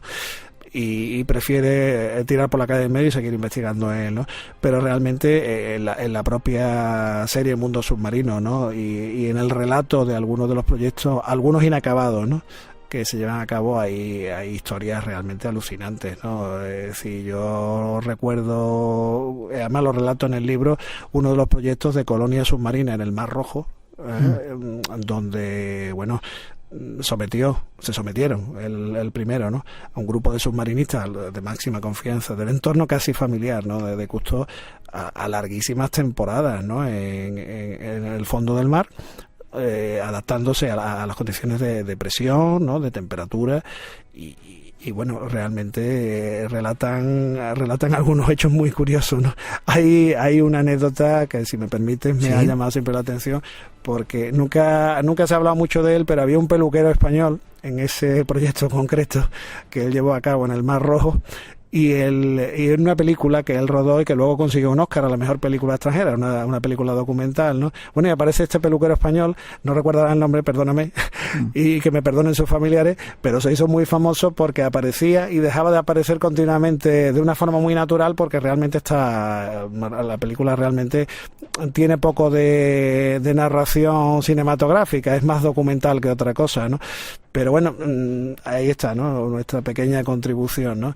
Y entonces, bueno, ver con tanta naturalidad cosas que se hacen de forma tan rutinaria, tan cotidiana, en una instalación que estaba a más de 20 metros bajo el mar y donde hubo personas que estuvieron más de 3 semanas sin ver la luz del sol y sometidas a esa presión, realmente debió ser algo espectacular, debió ser algo revolucionario, ¿no? Sencillito verlo en la pantalla y bonito y eso, pero cuando te pones a pensar que son algunos de ellos los primeros que entran en esas profundidades, el que se pone en una escafandra autónoma que acaban de inventar, el que se mete en una colonia, un submarino que había hecho, o esos prototipos para navegar o ir por debajo del agua a máxima velocidad, tremendo, ¿eh? Sí, no, es que realmente fue, ya te digo, fue un visionario. Él yo creo que se obsesionó, bendita obsesión, ¿no?, con la conquista del mar, ¿no? Es decir, acercarnos de la forma más amable al mar, ¿no? Es decir, lo que tú comentabas al principio del tema de la escafandra, ¿no? Esa autonomía, ¿no?, para sumergirte, ¿no?, y estar durante periodos de tiempo más o menos largos bajo el mar, con esa autonomía, con esa comodidad, yo creo que fue fundamental, ¿no? Esos tanques que al principio, y yo creo que todos lo hemos visto en las primeras imágenes que tenemos de Cousteau, ¿no?, esos tanques enormes, ¿no?, que debía tenerse una fortaleza física para soportar lo enorme, a los rodajes y a los documentales ya de la última época, no mucho más estilizado, de un peso mucho menor y demás, ¿no? Yo creo que la verdad es que estamos hablando de un personaje que desde el punto de vista científico supuso un antes y un después, porque realmente las grandes expediciones científicas que protagonizó él, digamos, lo que había no eran solo cineastas y operadores de cámara, aunque fueran submarinas, había una cantidad inmensa de biólogos, de cartógrafos, de geólogos, que tuvieron unas posibilidades que no había tenido nadie. fuera del laboratorio, ¿no? Fue como Félix Rodríguez de la Fuente, alguien que nos enseñó el amor por la naturaleza, en este caso el mar, y sobre todo uno de los primeros en denunciar ciertas situaciones que ya se estaban viviendo, que quizá que con el tiempo se hayan agravado. Nos faltan figuras como él, desgraciadamente. Sí, señor. Y antes de ir a otro desconocido al espacio, la expedición Challenger. Brevemente, si quieres, ¿qué es esta expedición que también sirvió para conocer un poco más los océanos? Mira, esta mañana me preguntaba un compañero precisamente por el nombre de Challenger, y claro, le sonaba porque, tú sabes, hay un programa en una de las televisiones nacionales donde, bueno, pues se hace repaso de lo que sucedió en un año determinado, ¿no? Y estaban hablando del año 86, ¿no? Y precisamente un transbordador espacial de nombre Challenger se destruyó al inicio del vuelo con los 7 tripulantes, ¿no? Y entonces, claro, le sonó todo. Y claro, es que se llama Challenger, le tuve que explicar, se llama Challenger precisamente por un navío que fletó la Royal Society, la Sociedad Inglesa de Ciencia, ¿no? Con fondos propios. El gobierno le asignaba ya a primeros del siglo XIX, mediados del siglo XIX, le hacía una asignación, pero lógicamente los socios de esa sociedad también, de alguna manera, entregaban recursos a la sociedad para proyectos científicos, y este fue uno de los proyectos. Y fíjate que el proyecto tenía su enjundia, ¿eh? Estamos hablando de mitad del siglo XIX, últimos 30 años del siglo XIX, y se les ocurrió medir la profundidad del mar, cartografiar las profundidades del mar. Imagínate con los instrumentos que tenía. Pero yo con lo que aluciné más es cuando hablas ya con gente, te documenta y te das cuenta de que muchos de los datos, muchos de los resultados científicos de la expedición están plenamente vigentes. Es decir, hay errores nimios en cuanto a profundidades, hay errores nimios en cuanto al cartografiado de la orografía submarina, y realmente ahí, como tú has comentado antes, ni había batiscafo, ni había submarino, ni había nada, ¿no? Es decir, ¿cómo se puede llegar muchas veces con utensilios que hoy nos parecen absolutamente rústicos y caseros, no a una precisión semejante, ¿no? Medir profundidades, velocidad de corrientes, datar corrientes submarinas, en fin, algo bestial, ¿no? Con un navío, el Challenger, ¿no? Fletado por una sociedad científica y bueno, resultados que siguen vigentes hoy, pues casi siglo y medio después, ¿no? Casi a punto de terminar. Nos vamos de ese profundo azul desconocido al espacio a dar los últimos toques de estas grandes expediciones, atisbos de avances que han cambiado la humanidad. Simplemente estamos abriendo la puerta. Ojalá queráis penetrar más y conocer. Tras esa introducción, nos vamos al espacio. Espacio en blanco. Creamos universos sonoros para viajar y soñar hacia el más allá. Con Miguel Blanco, en Radio Nacional de España.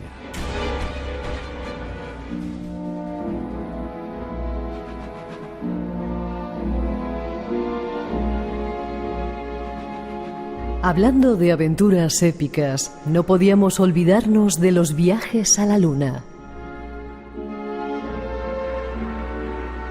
This is Apollo 11, this is Houston through Tananarive, over.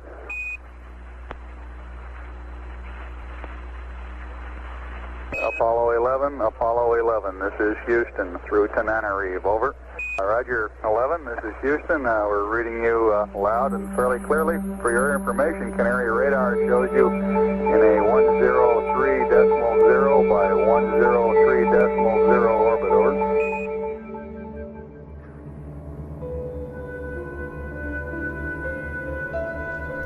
Es el audio original de la misión del Apolo 11. Un pequeño paso para el hombre, pero un paso gigante para la humanidad.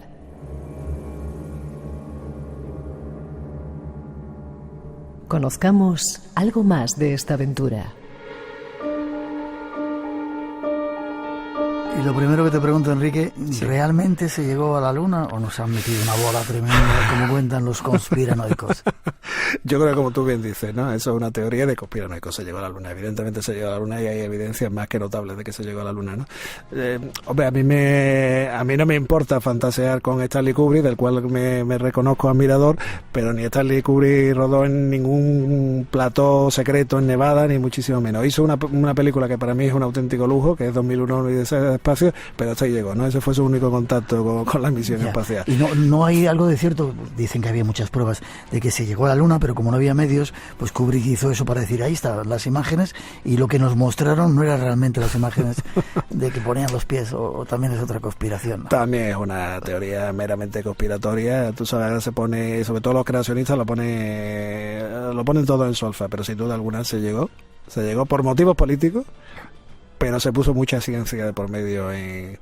Yo creo que por un sueño romántico, al final terminó convirtiéndose en un reto político, y se puso a toda la ciencia, a una ciencia multidisciplinar al servicio de este proyecto, ¿no? Y yo creo que las consecuencias todavía las seguimos disfrutando y viviendo, ¿no? Eso, qué cantidad de cosas, de avances científicos se llevarían ahí, ¿no? Ordenadores, programas, ¿no? Mira, hay una película que recomiendo a nuestros oyentes, una película del año pasado, protagonizada por Kevin Costner, entre otros, que se llama Figuras Ocultas, donde se habla, hablando de científicos y científicas olvidados, de 3 mujeres afroamericanas, ¿no?, que fueron claves, ¿no?, en el triunfo del Apolo 11, ¿no?, de la misión Apolo 11 y el vuelo de Shepard, el primer norteamericano en órbita espacial, ¿no? Y te das cuenta de la cantidad de ramas de especialidades científicas que se ponen en juego, desde ingenieros, informáticos, biólogos, para ver cómo se comportaba el cuerpo humano en unas condiciones extremas, en fin, absolutamente de todo, ¿no? Y bueno, las consecuencias están ahí, desde la simple y hoy tan denostada comida liofilizada que utilizaron los astronautas, ¿no?, hasta la combustión, el tipo de combustible que se utilizó, el tipo de material que se utilizó, novedoso, ¿no?, en la construcción precisamente en la película se detalla, ¿no?, el tipo de materiales, porque probaron una enormidad de materiales simulando, ¿no?, las condiciones que se iban a encontrar a la entrada y a la reentrada en la atmósfera, ¿no? Y realmente la cantidad de especialidades científicas que se ponen en juego, incluso las matemáticas en este caso, ¿no?, para que esa misión tuviera éxito, la verdad, no nos hacemos una idea, ¿no?, todavía, ¿no? Uh-huh. Y eso de que vieron en aquella primera visita a la Luna, esa parte que censuraron o que quitaron, donde los astronautas dicen que estaban viendo cosas raras, ¿también conspiración? Probablemente haya de todo. Yo creo que como toda misión especial, yo creo que los astronautas, tú sabes que bueno, los procesos de selección eran durísimos. Normalmente, en el caso de Armstrong, era un antiguo militar, de hecho era un piloto militar, condecorado en Corea y demás, que al final pasa al mundo civil y de allí es reclutado precisamente por la NASA. Sus compañeros eran militares, eran pilotos militares, ¿no? Luego se preparan y se convierten en astronautas, ¿no? Pero sin duda alguna eran gente no fanáticos, y quiero que se me entienda, ¿no?, pero sí muy leales, muy fieles, ¿no?, al proyecto y a la jerarquía, ¿no?, que comandaba el proyecto, con lo cual probablemente se llevaron, en el caso de Armstrong sobre todo, no se llevarían a la tumba seguramente más información de la que realmente se ha catalogado y se ha expuesto, ¿no?, a nivel público. Pues sí, no me extrañaría en absoluto, ¿no? No me extrañaría en absoluto, porque ten en cuenta además que estábamos en el momento álgido de la Guerra Fría, y entonces, bueno, yo creo que como secreto militar, como secreto científico, se guardaron información, no me cabe ninguna duda, ¿no? Ya. ¿Cómo ha avanzado todo? Hubo más misiones donde se iban desarrollando, y supongo que los ordenadores que llevaban entonces entran hoy en nuestros teléfonos móviles, ¿no? Sin duda, ¿no? Sin duda. Yo veo precisamente, y vuelvo a hacer referencia a esta película, ¿no?, a la cual recomiendo, me parece una película estupenda y muy bien documentada, ¿no?, desde el punto de vista científico, ¿no? Unas enormes computadoras, ¿no?, para unos cálculos que nos parecen ridículos hoy por hoy, ¿no? Pero bueno, son los cálculos que se hicieron, y cuando uno ve no solamente a la computadora, sino ve a 40, 50 matemáticas y matemáticos, ¿no?, haciendo números, haciendo todo tipo de algoritmos matemáticos para describir las órbitas, ¿no?, que debían llevar tanto a la entrada en órbita lunar como a la salida o reentrada en la atmósfera terrestre, te quedas alucinado, ¿no? Hoy en día son cálculos que pueden hacer computadores de mucho menor potencia y con la misma efectividad, ¿no? Enrique, casi terminando, ¿por qué no han vuelto a la Luna? ¿No será cierto eso que cuentan? Vuelvo a ser un poco conspiranoico, que como algunas informaciones dicen, tuvieron que explotar bombas atómicas para quitar las huellas de otras civilizaciones que había de construcciones en la Luna, y esa es la razón por la que no han vuelto, o hay otra razón? Vete tú a saber, pero vamos, de momento lo que sí es cierto es que ya los chinos están preparando misiones, es decir, tienen prevista una misión para el año 2020, quieren posar a un hombre para... Se sabe poco, pero sí anunciaron oficialmente que una misión tripulada se posaría en la Luna para el año 2020, estamos hablando dentro de 2 años. Ya sabemos que el régimen chino no es precisamente un alarde, ¿no?, de publicitar lo que hace, pero en fin, parece que hay otra vez un interés no tanto científico, pero sí económico por volver a la Luna, ¿no? Parece que ahora nos hemos dado cuenta de que en la Luna hay cosas que nos interesan, Miguel, y que, bueno, aquello que se hizo con un afán propagandístico y, bueno, de desarrollo científico, sin duda alguna, ahora parece que tiene otra vez otro tipo de interés, ¿no? Incluso a lo mejor puede ser un interés geoestratégico, no te quepa la menor duda, es decir, quien tenga bases allí, pues bueno, a lo mejor tiene un lugar, un observatorio privilegiado, digamos, ¿no? Ya. Última noticia que ha salido, ese cohete con 3 otros cohetes y dentro un coche que va a darse una vuelta por ahí. Tremendo donde nos está llevando la ciencia y la tecnología, ¿verdad? Sí, porque yo creo que la iniciativa privada en esto tiene mucho que decir, Miguel. Lo hemos comentado antes cuando los gobiernos, las coronas apoyaban, ¿no?, este tipo de aventuras científicas a lo largo de la historia, como hemos podido constatar, ¿no? Pero yo creo que la iniciativa privada tiene mucho que decir, tiene muchísimo que decir en el mundo de la carrera espacial, porque yo creo que, al hilo de lo que te he comentado antes, ¿no?, del tema de la explotación científica de muchos recursos, ya hay proyectos alucinantes, ¿no?, de explotar los océanos de hidrocarburos que hay en Titán, una de las lunas de Saturno, ¿no?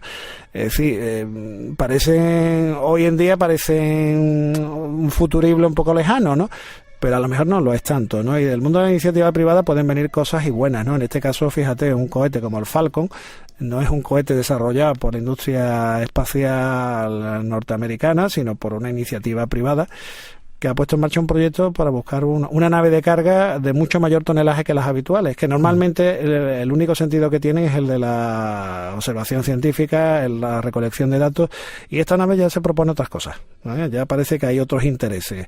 Al menos, de momento, lo que reconocen es que hay un interés turístico, un interés... pero bueno, da la impresión de que cuando se busca una nave de grandes proporciones y de gran capacidad de carga, no parece que sea solamente para transportar turistas, ¿no? Ya, la ciencia ficción ya está aquí, y a lo mejor llega detrás alguien con ellos. Y antes de despedir esta hora, antes de dar paso a las noticias, nos vamos hasta Murcia para daros información de esa nueva cita en este programa especial de Semana Santa, esa nueva cita del Espacio en Blanco hasta Murcia. Antonio Pérez, buenas noches. Hola Miguel, muy buenas noches. Terminando los preparativos de ese supercongreso, 5º congreso más allá. Sí, señor. Rápido, recuérdanos quiénes van a estar. Pues va a estar... por orden, Aldo Linares, Jesús Callejo, Javier Arriés, Pedro Amorós, Josep Guijarro, Jerónimo Tristante y usted, don Miguel Blanco. Quiero decir también que, como imagino que lo dirás tú, el programa Espacio en Blanco será desde allí también ese fin de semana. Sí, señor, haremos el programa desde allí, un elenco de gente profesional de estos temas con los cuales te puedes encontrar en esos días. Recuérdame las fechas. Sábado 5 y domingo 6 de mayo del 2018. Ya queda menos, ¿eh? Ya queda nada, vamos en la cuenta, nos queda prácticamente un mes. 5 y 6 de mayo, y forma de contacto la gente que quiera reservar, que todavía tenemos algunas localidades, ¿verdad? Recordar también, o insistir en que es un... todavía localidades. www.congresomasallá.com. Una vez dentro, lo único que hacer es seguir los pasos para inscribirse, muy sencillo todo. Perfecto. Congreso Solidario, ¿verdad? Sí, señor. Este año los beneficios del Congreso irán a parar a la Asociación Murciana de Disfagia Infantil y Botón Gástrico de Murcia. Vale, te iba a decir que te esperases un poquito porque querías... Recuérdame de nuevo la página web del Congreso. www.congresomasallá.com. Vale, aún tenéis oportunidad, no las últimas, tenéis siempre oportunidades para estar con nosotros en esa fecha en mayo, 5 y 6 de mayo, en el Congreso en Murcia, Congreso Solidario, con un montón de gente guapa que controla estos temas. Fuerte abrazo, te veo prontito, y a llenar ese... el lugar, se me ha olvidado decirte, ¿cuál es el lugar? ¿Teatro? Teatro Circo. Casi nada, súper bonito ese lugar. Ahí nos vemos. Fuerte abrazo. Un abrazo, nos vemos en nada. Nos vemos prontito, hasta ahora.